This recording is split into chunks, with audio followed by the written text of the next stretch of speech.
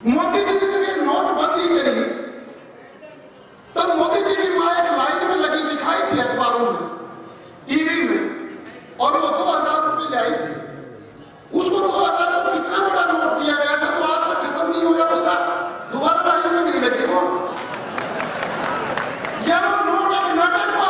एक प्रधानमंत्री इसके माध्यम से जनता को भ्रमित करना चाहता था कि मैं उस जनता को मेरी मां को खड़ी करके भ्रमित कर दूंगा।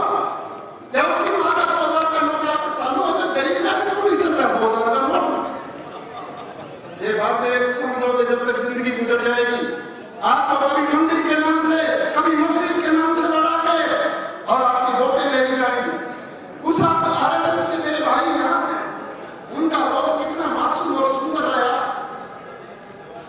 इस जगत के बढ़ने से 15-20 दिन पहले जब कन्हैया का एक निकल बना के आरएसएस का और कोटा के अंदर फोटो उतारा गया, वो अखबार देखा था किसी ने?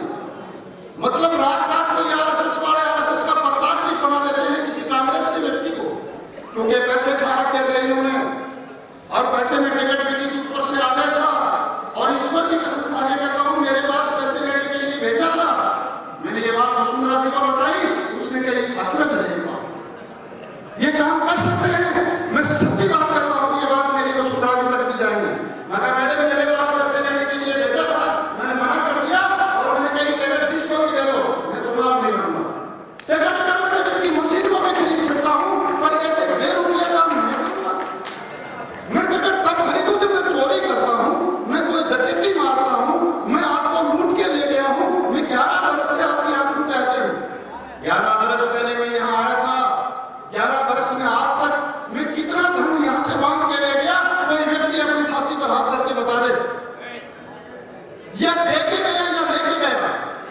आज मैं कहता हूं, एक बार सभी व्यक्ति जो इस सभा में बैठे हैं, कोटा के पास एक सैनियों का गांव है, बस्सी पंचायत, उसके पास सरेआम एक नाका लगा रखा है और वहां कूट-कूट के पैसे लिए जाते हैं। खड़ा होकर बताना मेरे कोई बस्सी का है यहाँ?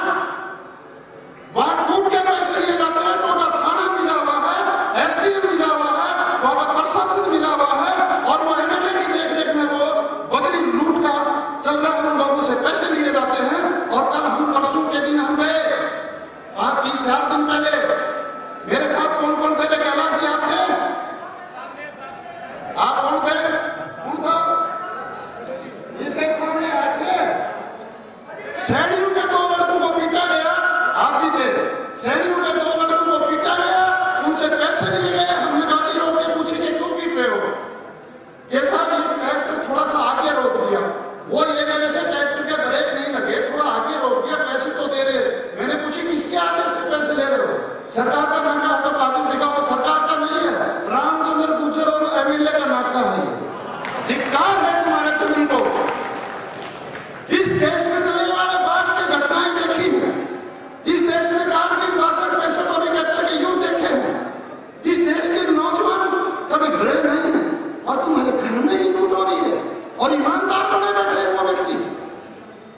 और मेरे खिलाफ पूरी सरकारें होके और फिर मैं तुम्हारा वोट मांग करके गया। मैंने वोट मांगने से पहले कहा था कि आप मेरे को वोट दे दो, मैं तुम्हारा कर्ज चुका के जाऊंगा। आपने वोट दी। मैंने कुछ पानी के लिए अपने प्राण का दाव पर लगा के वहां भूख हड़ताल पर बैठ गया था। मेरे साथ ये बासेड़ा का सरपंच सहतलाल, ये सब लड़के थे। ये राजू भावड़ी का है, खड़ा हुआ है। तेरे इसका वजन 42 किलो है और इसके अंदर 26 किलो वजन बच गया। वो डॉक्टर बोले ये मर जाएगा, इसको तो दे जाओ, रोटी राटी खिलाओ। ये बोले मैं मर सकता हूँ लेकिन हमारे को पानी चाहिए। वहां से मंत्री बैठे गए बदले और समझौता हुआ और पानी की हाँ कर दी। हमने भूख हड़ताल तोड़ दी। भाई धन्यवाद तेरा गहलोत साहब। अरे ये काम कोई 25 वर्ष पहले बांध अपनी तस्वीर में बना था, उस दिन से कर देता कोई भी एमएलए तो ये काम तो पहले हो जाता। जब पानी अजमेर जाने लगा, जब जयपुर जाने लगा, जयपुर पता है आपने कैसी पाइप गई हुई है? सफारी गाड़ी को अगर हम बिशनपुर से उस पाइप के अंदर डालें तो जयपुर तक सफारी गाड़ी चली जाएगी। वो पाइप की दबकी हुई देखी नहीं ना या नुक्कड़ के लावा के और सारे पंचायतों के बीच से गई है वो पाइपलाइन। उन पाइपलाइनों को देख के आपको पता नहीं वो पाइपलाइन नहीं, वो एक नहर गई है, आपके खेतों में से गई है। वो आपके खेतों में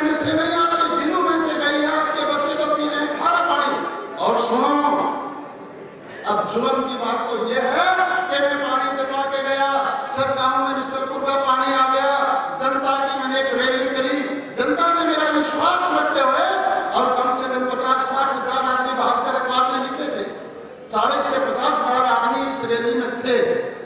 इतनी बड़ी संख्या में जब एमएलए का चुनाव आ गए और वर्तमान एमएलए के साथ जनता इकट्ठी हो जाए, तो वो एमएलए ईमानदारी होगा। मेरे ख्याल में बेईमान हो तो जनता कुत्ता ही नहीं आए उसकी सभा। और आज गाँव गया तो 150 से 200 गाँव का बिशनपुर का पानी बंद है। मैंने पूछी कि बंद क्यों है साहब?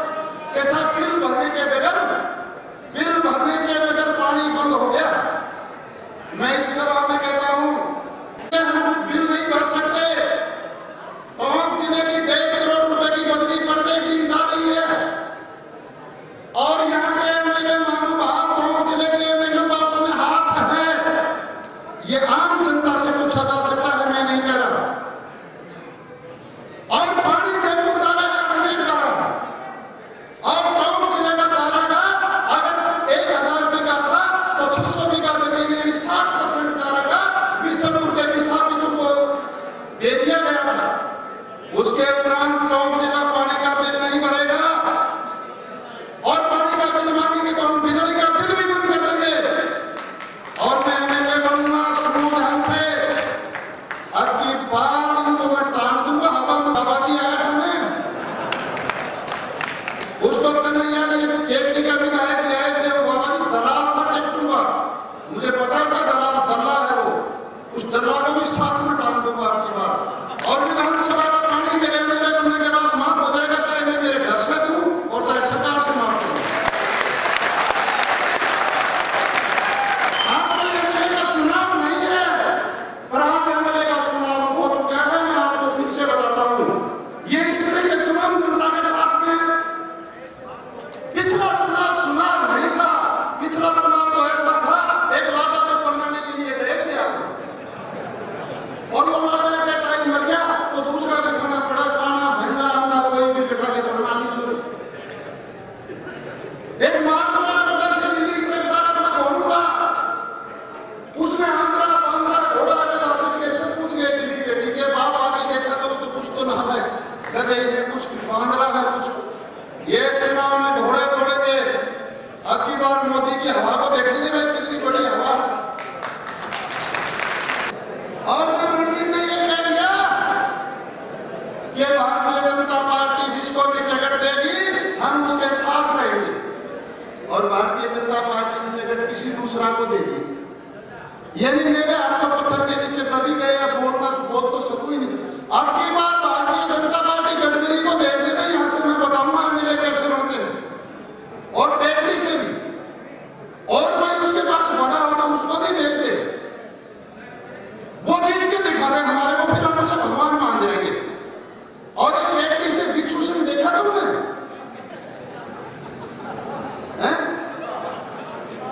भिक्षु सिंह है, इसके शब्द सुने, क्या शब्द बोला है कि मान बोला तो वैसा है। ये थोड़े दिन बाद टोंक और भारत को भी वैसा बताएगा। इसे शर्म नहीं आई? क्या विभाग है इसके पास? कौन सी लाल बत्ती है? क्या कौन सा विभाग है शत्रुघ्न के पास? कोई बताए। अरे मास्टर जी, वो लड़की को पढ़ना के लाते हैं तो उसके साथ में क्या आता है? डायजा, ये डायजा जैसा है। कौन सी तो इसको बेटी का बाप की बत्ती देनी 250 रुपए की तो बत्ती आती है, और इसके आगे पूछो इसके पास है क्या गोबर गणेश के पास?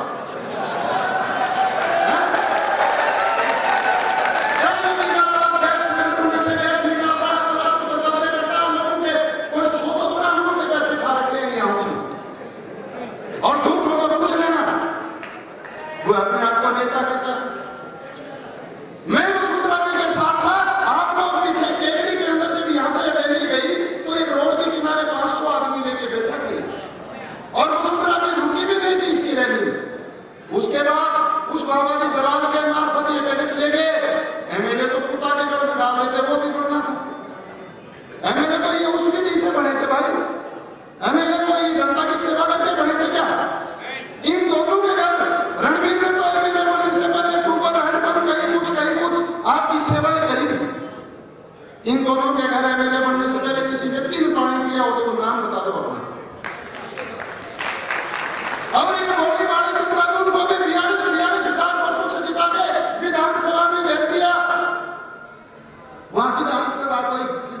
बेटी कल्याण का मेला नहीं है कि उसमें गुब्बारा लेके फुलाते रहो, बैठते रहो, छोड़ते रहो। उस विधानसभा के अंदर अपनी प्रजा का हक माना जाता है।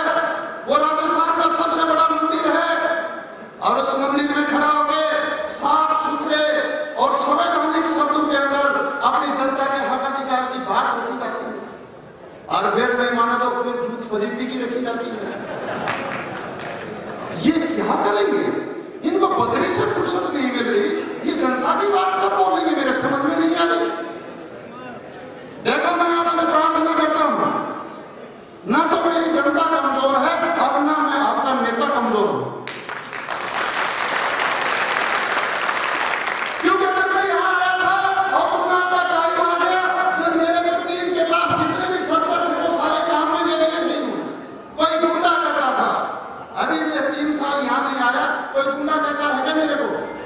अब 20 दिन बाद कहने लग जाएगी मैं लगातार आऊंगा ना, तो गुंडा से गुंडा आ गया, ये गुंडा आ गया। क्योंकि उनके पास और कोई चीज ही नहीं मेरा विरोध करने के अलावा। मुख्यमंत्री, हरियाणा का मुख्यमंत्री आया था, तो बड़ा पता है क्या आपको? और आगे उसके कितने मासूमियत के सबक थे, आपने सुने थे? अजी ये रणबीर पहलवान गुंडा है, हरियाणा से मैंने ही निकाला था, माल खाजा उसका वोट दे दो, जितना वो बाका जी जेल में पड़ा पूरा कुंबा को लेके, वो समझ गया। मुझे देखो उठाई करा को कितना बड़ा पद जनता ने दिया और जेल के अंदर बैठा है, जाटू की नाक कटवा दी ऐसे बेईमान ठगू ने, और भाषण देने आता है मालपुरा तक। बताओ, ये उसके भाषण थे। सारा कुंबा को जेल में ले गया, बेटी का बाप जैसे तो कोई कैलाश पर्वत की यात्रा में लेके गया। वो आदमी भी मेरे बारे में नहीं, वो गलत है। मैं आपको स्पष्ट शब्दों में एक बात बता देना चाहता हूं, भाई आपके पास वोट है और हर चुनाव में डालनी पड़ेगी आपको।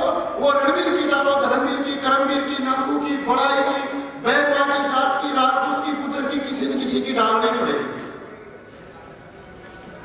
लेकिन आप उस वोट की कीमत, उस वोट की रिश्तेदारी टिकट के साथ कर देते हो, तो उस टिकट के दाम बढ़ जाते हैं, तुम्हारी वोट के दाम नहीं बढ़ते, तुम्हारी वोट की कीमत नहीं बढ़ती। तुम 5 वर्ष में एक बार तो बीजेपी की हवा डाल देते हो और 5 वर्ष में एक बार कांग्रेस की हवा डाल देते हो। जब बीजेपी की हवा डालते हो, जब बीजेपी वाले टिकट के दाम बढ़ जाते हैं और फिर 5 वर्ष में बीजेपी वाले के गिर जाते हैं और 5 वर्ष बाद कांग्रेस वाले के। मैं पहले भी एक चुटकुला सुनाया था मैंने। एक बाप के 4 बेटे थे, 2 कद में छोटे, 2 लंबे थे। उनका बाप मर गया था तो अर्थी लेके चले, तो पीछे से पंडित जी कह रहा था कि राम नाम सत्य है। तो 2 कद में छोटे थे वो आगे लगे हुए थे और 2 कद में लंबे थे वो पीछे लगे हुए थे, और पंडित जी कह रहा था कि राम नाम सत्य है, और वो आगे वाले कह रहे थे आगे वजन बत्ती है, वो अर्थी मुर्गी आगे की तरफ होती। फिर रस्ते में कंधा बदली होता है, वो चुन के लाडू निकाल के आगे वाले पीछे, पीछे वाले आगे होते हैं ना। तो फिर पंडित जी बोला राम नाम सत्य है, वो बोले वैसी की वैसी गत है। मजदूर और किसान की गत वैसी की वैसी रही है। मेरी गारंटी है 1000 मन के लकड़ को 1000 आदमी नहीं उठा सकते। 1 मन की लकड़ी लगा के यूं उठाए, उसको सांगड़ी बोलते, वो उठा देती है ना, हम वो सांगड़ी हैं। ये पानी पहले आ जाता और ये सारे काम पहले हो जाते। और अब मैं पूछता हूं, कौन सी बड़ी भारी कानून की व्यवस्था है लाहौस तालाबों में से निकल रही है? अभी निकाली है ना। अरे 2 आदमी की लाश निकाली है तालाब में, मारने वाला मरने वाला तीसरा का भी पता ही नहीं है। दुकानों के ताले गन लगा लगा के लूट के तोड़ रहे हैं, सराय बजरी के नाके लगा के लूट चल रही है। एक रोड का 25 बार तो उद्घाटन कर दिया, 15-20 बार और करेगा, इसी का क्या काम है? क्या निर्दलीय विधायकों के एरिया में रोड उखाड़ दिए क्या सरकार ने? और फिर मैं तो मेरे टाइम में सामान्य से भीलवाड़ा तक रोड बना था, इसके सारे का उद्घाटन करता जाऊंगा वहां तक। ये रोड कोई हमारी जेब से बनते हैं क्या? ये सरकार की पॉलिसी है, सरकार बनाती है, मैंने पास करवा दिया, मैंने फैल करवा दिया। एक वहां का चंद्रभान देखा तुमने? अभी जयपुर में उसका कुछ आदमी ने कहा कि चंद्रभान जी मालपुरा में चढ़ो और रणबीर पहलवान चला गया। तो बोले आपकी बात तो मैंने भी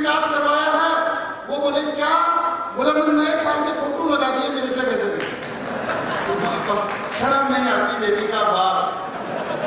कांग्रेस की टिकट को घर में ही ड्यूटी कर दिया, इसको ढंग के लड़का का पन्ना देते तो बच्चे हो जाते, इस टिकट का 25 साल यहाँ कांग्रेस को आए हो गए। इससे बड़ी बेशर्मी की बात है और धन्यवाद है कांग्रेस को उन मठा को जो टिकट बांटते हैं और उनका नाम सर्वे चंद्र बांटा ही आता है। वो भाई क्या सर्वे है। और कांग्रेस को एक वोट और लग रही है, जो ही अपना मिटा के डॉक्टर लिख देता है, डॉक्टर धूप सिंह, डॉक्टर फलाना सिंह। बेटी बाप कहाँ की डॉक्टरी करके आते हैं, नीचे तो उतरो एक बार, तुम कौन सी भैंस पिवाई थी तुम्हें बता दो। मैं कहते हैं बेटा प्रैक्टिस करने, उनको पता ही नहीं कि वो क्या रहा है। चुनाव लड़ूंगा, मेरे को पार्टी टिकट दे देगी। जब तक पार्टियों के टिकटों से चुनाव जीताओगे मेरे भाइयों, आपकी वोटें बिकती रहेंगी। जब तक पार्टियों को मजबूर कर दोगे तुम टिकट देने के लिए, तो तुम्हारी वोटों की इज्जत बढ़ जाएगी।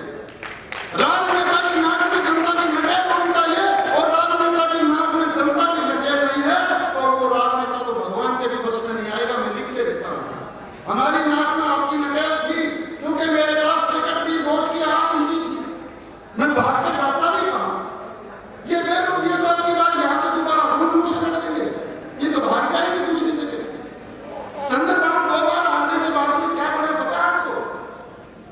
कांग्रेस पार्टी का टैक्स कराया, फिर यहाँ आया, फिर उसने आके यहाँ पर क्या करा, सर्वे करा, वो समीक्षा में किसान आ गए हो तो अपने सार्वजनिक रिश्तेदार को जानते हो क्या? सार्वजनिक रिश्तेदार हो गया कि मैं बताऊँ कि किसान आ रहा कि बताओ कितना वोट कम आई, तो बोले ये तो मेरे को भी पता है भाई, वोट मेरे कम आई हैं। ऐसे कम आए कि जी काला जी आपको भी आए ही नहीं, इसलिए वोट कम आई। खैर वो तो छोड़ो, बोले मैं अपनी बात पार्टी का अध्यक्ष बना दिया हूँ, तो ये सार्वजनिक रिश्तेदार बोले थे तो सुरक्षित जगह मुझे मतलब टिकट दे, तो ये अच्छी जगह से ले लेना, उनकी तो यहाँ बात नहीं पड़ेगी।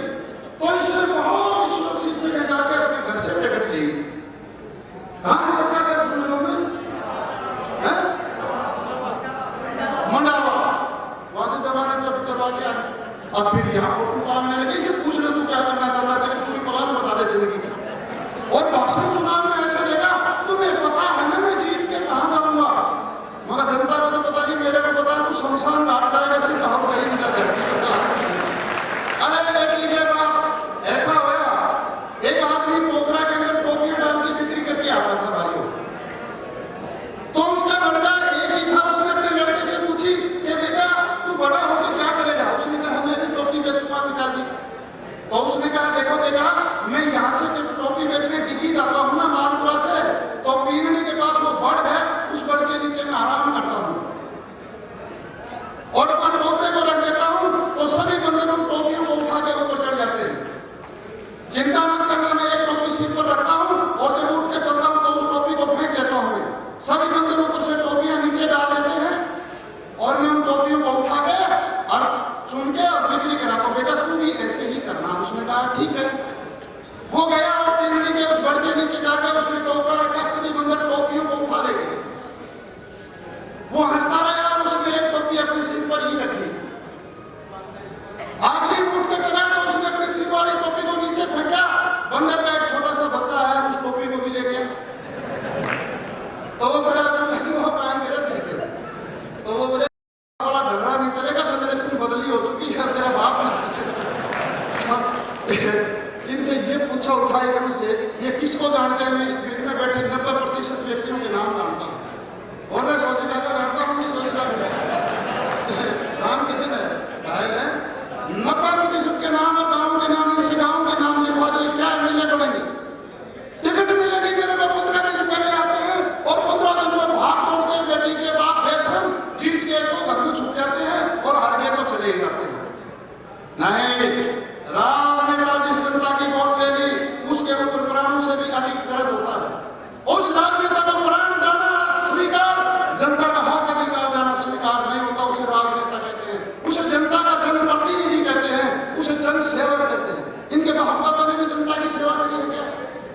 ये चुनाव में आएंगे और आके एक ही बात कहेंगे, सेवा का मौका दे दो। मैं इनको कहता हूँ तो शुरू कर दे, कोई मना करे तो मेरे पास आ जाना। तेरे बाप दादा ने आते थे कि सेवा करने की।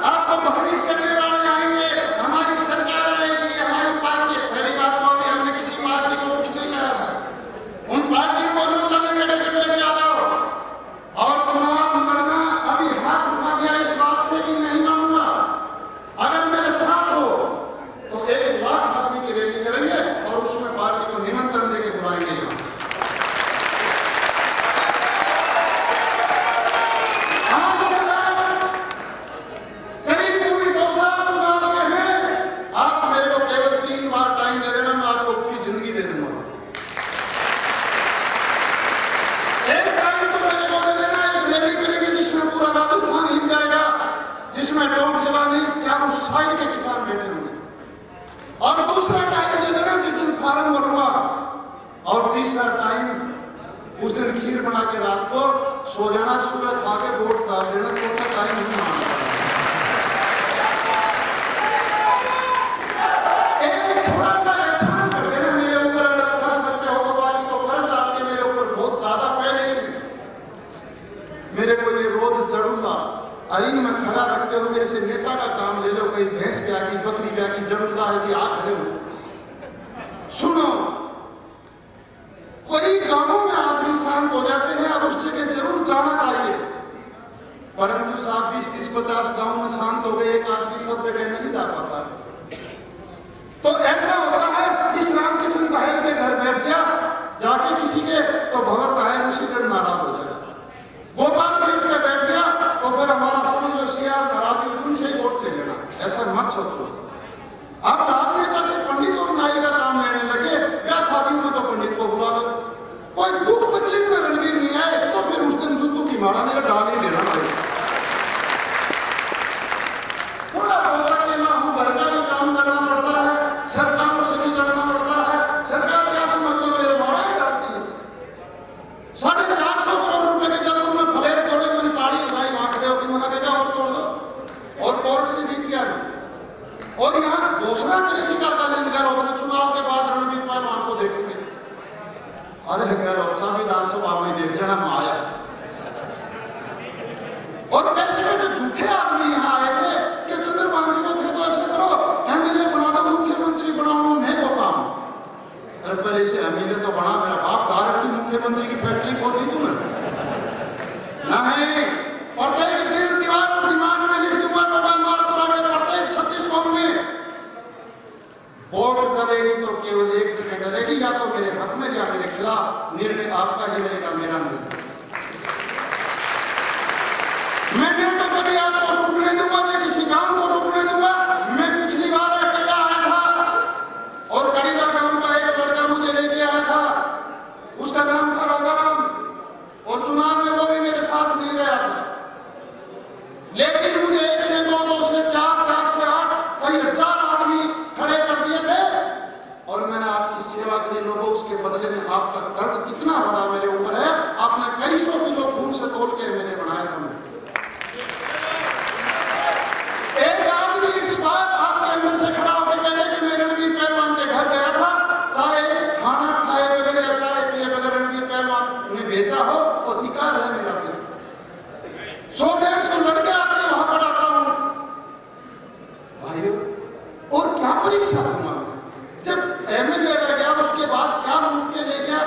तू 1 रुपया खाया हो तो दोबारा आने ही मत दो मेरे को, और नहीं तो एक बार खड़े हो जाओ। और ऐसी शासन को मना नहीं किया जा सकता कि अगला चुनाव हम पार्टी से नहीं लड़ेंगे। पार्टियों को भी पता है कि देश के घोड़े घोड़े ही होते हैं, ये हर बार ये चलेगा नहीं। बाप वाला डर्रा, ये टोपी पकड़ उठा ले जाएंगे सारी की सारी। ऐसा लगा अब ये मोदी की नोटबंदी हमें ज्यादा दुखी हो गए। आप लंबे समय से बैठे हो, पर थोड़ा सा भगवान की मेहरबानी ये रही कि सर्दी के दिन एक मोदी साहब जैसा प्रधानमंत्री था, ऐसा एक पूरी दुनिया का राजा बन गया। हालांकि आदमी तो मेरे को बहुत बड़ा विद्वान नजर आता था कि आदमी बहुत ही समझदार है, और दीन बातों से लगता भी ये था कि ऐसा कल्याण करेगा। कभी कभी कानून में आवाज आती थी प्रत्येक खाते में 15 लाख रुपए डाले जाएंगे, किसानों की केसीसी माफ कर दी जाएगी। मैंने सोची भाड़ में जाए दुनिया और भाड़ में जाए व्यापार, गरीब का भला हो जाएगा, बहुत अच्छी बात है। और भाई साहब ये नोटबंदी करी ने, जब पहले 1 महीना तो गरीब इसलिए गुजरा गया, करोड़पतियों की वाट लग गई।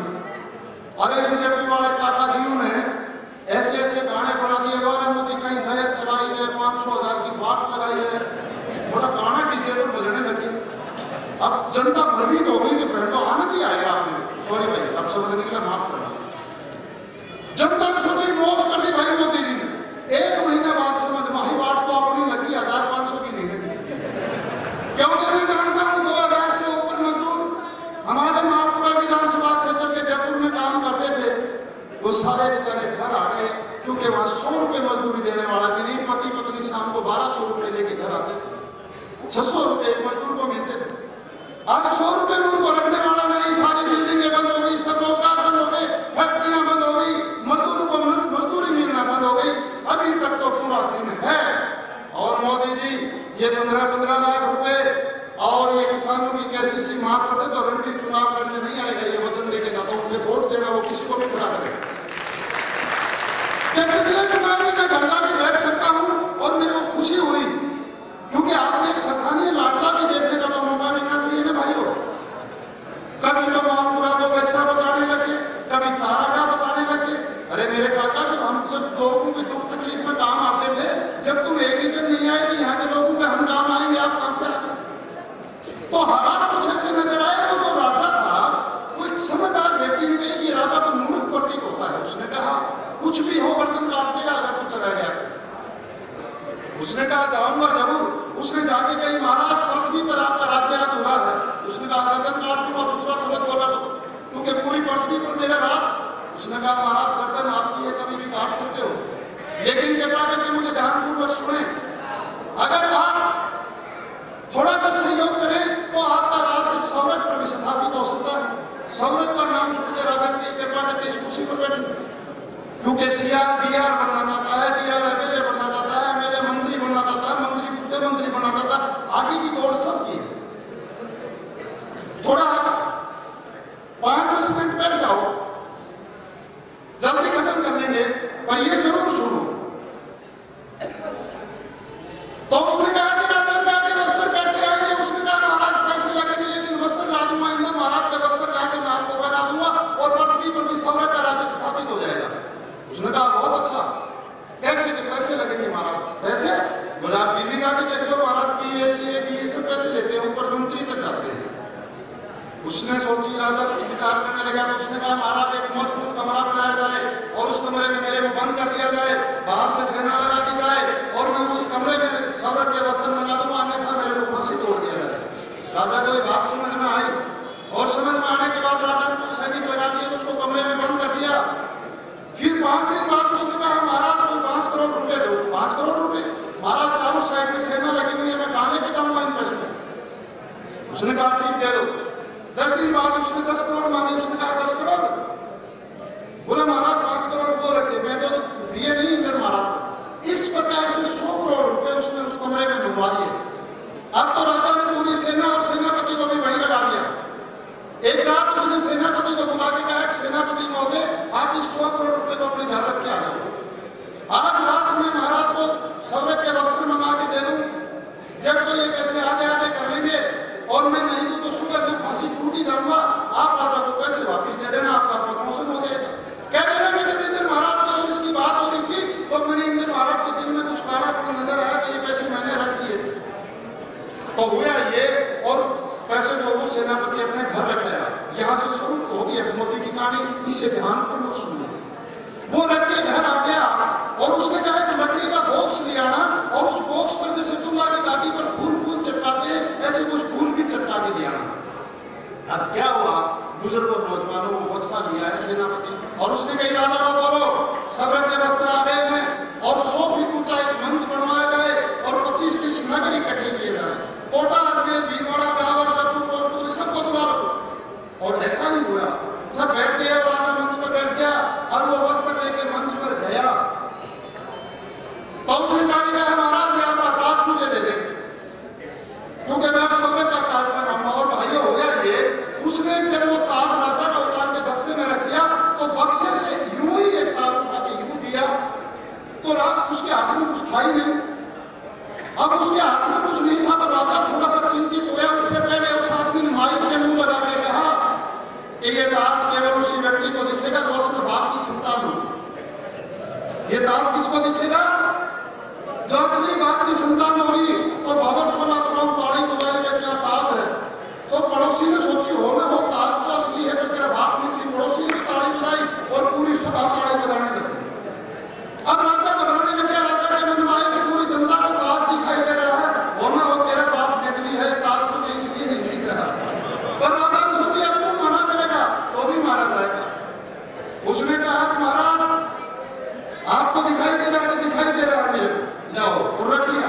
फिर उसने कहा कमीज दे दो, कमीज दे दिया। फिर उसने कहा पैंट दे दी, और सब रख के पहना दी। यानी नंगा भगा था राजा, एक भी वस्त्र उसके शरीर पर नहीं था। और महाराज क्या हीरे जड़े हुए बटन कमीज के लगे हैं, क्या इस्त्री हुई पैंट, और क्या मोतियां हीरे जड़े हुआ था, क्या सुंदर लग रहे हो। तो राजा के पैर में धूल चढ़ गई, और राजा सोचने लगा कि ताज तो असली है वस्त्र, तो तेरा बाप ही नकली है। वो कान में बोला कि महाराज अगर शक्ति अब तो शिवलिंग बन गए हैं, अब थोड़ा सा बाप में उत्सुक हुई तो कुचल देगी जनता। उसने कहा नालायक ना समझ, मुझे साफ दिखाई दे रहा है कि ताज बहुत सुंदर है, कपड़े बहुत अच्छे हैं। और हुआ क्या भाइयों, उसने कहा महाराज ये वस्त्र पहली बार पृथ्वी पर आए हैं, एक सोने के रथ पर बैठ के आपकी झांकी निकाली जाएगी नगर नगर। अब तो राजा के ज्यादा दूरी चढ़ गई, पर बैठ गया उस रथ में, और जिस भी गांव गली से गुजरता था तो बूढ़ी माँ पहले छत पर से ताड़ी बजाती थी, और ताज पहन रखी, और बहन बेटियां भी बजाती थी। एक गोद में एक बच्चा था, उस बच्चे ने कहा अरे राजा निकम्मा नंगा ही घूम रहा है। बाप ने उसके मुंह पे हाथ लगा के कहा बेटा मेरी उम्र का हो जाएगा जब तुझे भी ताज दिखने लग जाएगा। ये नोटबंदी का मैं तो ऐसा मान रहा हूं, ये ताज जनता को नंगा कर देगा वीर भाइयों, इसे लिख लेना। या तो ये काम अगर कांग्रेस कर देती तो अब तक बीजेपी कोराम मचा देती और रोडों पर ट्रक चढ़वा देती, मेरी गारंटी है। ये काम इन्होंने कर दिया क्योंकि कांग्रेस में एक गड़बड़ बहुत बड़ी ये है कि जितने भी आदमी कांग्रेस में वो टिकट के ही दावेदार है, बेटा कोई वर्कर तो है ही नहीं। और बीजेपी के अंदर सांडू ने 80 वर्षों की शादी ही नहीं करवा रखी है।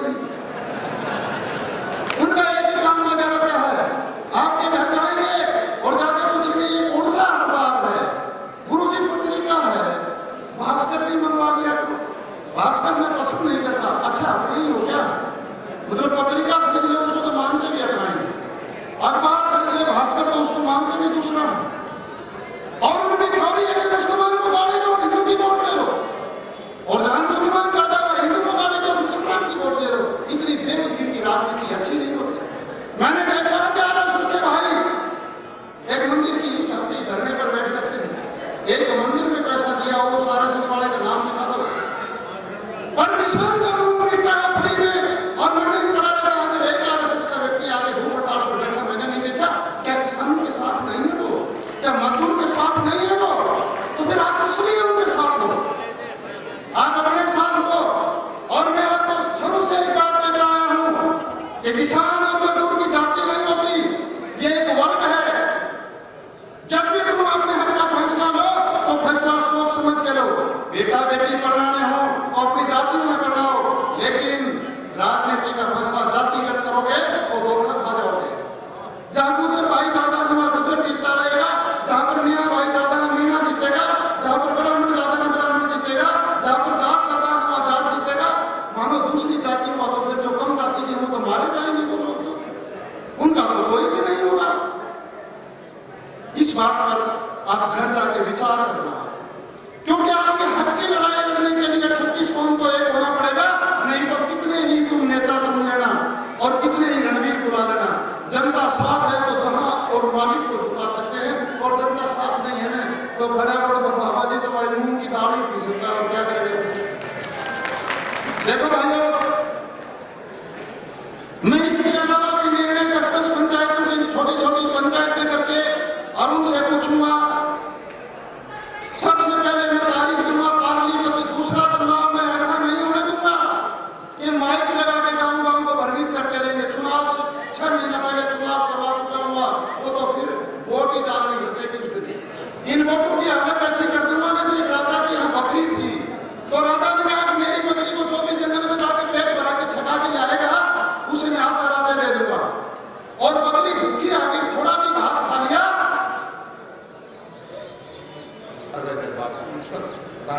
उतर क्या इतना लंबा फोटो उतारा है सुनो। और बकरी ने थोड़ा भी घास के चक्कर में जाते थे और वापिस आते थे तो कैलाश मास्टर जी वो बकरी थोड़ा सा घास खा लेती थी, और घास खाते राजा फांसी तोड़ देता था। एक पंडित ने कहा कि महाराज कल मैं जाऊंगा इस बकरी को लेकर। उसने कहा पंडित जी आप बहुत समझदार हो और आप भी फांसी का अपना वो कटिया हुआ मैंने उतारा नहीं है, कल शाम को बकरी गिर जाओगे जैसे आप भी बन जाओ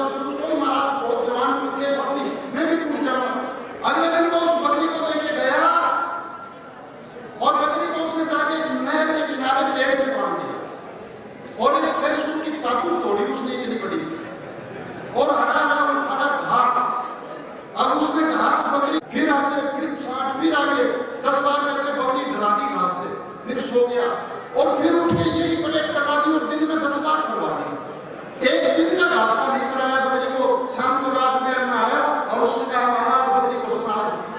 उसने कहा नारायण इस बकरी का पेट भी भर के आता था तो भी थोड़ा बहुत घास खा लेती थी। और पंडित जी तो आप तो इसका बिल्कुल पेट टूट गया हुआ है, आप फांसी टूट जाओ तो आप खिलाओ ना साहब। अब माता बकरी की तरफ घास करे, बकरी दूर भागे। माँ माँ की तरफ पास जिसकी तरफ करेगी वो पीछे भागेगा, लेकिन गारंटी है हम सही जगह सही ढंग से मालिक ने पैदा किए, बेरुपया नहीं है, पूरा काम परफेक्ट करता है हम ऊपर। चाहे नेताओं की फिल्म बना के पूरे दुनिया को दिखाई भारत में कि तुम्हारी आंखों कैसे दूर झोंकते नहीं है, अपने आप को रह और तुम्हारा भाई कहते हैं, और फिर किस तरह लूटते हैं। इन ठगों के खिलाफ पूरा आयाम हवा में। हमारे पास पार्टी नहीं, जब हमारे पास आप हो पार्टी थी, इनके पास दिल्ली में भी थी ना। अरे शर्म आनी चाहिए, एक पार्टी की एक टिकट नहीं, एक पार्टी की 3 टिकट है।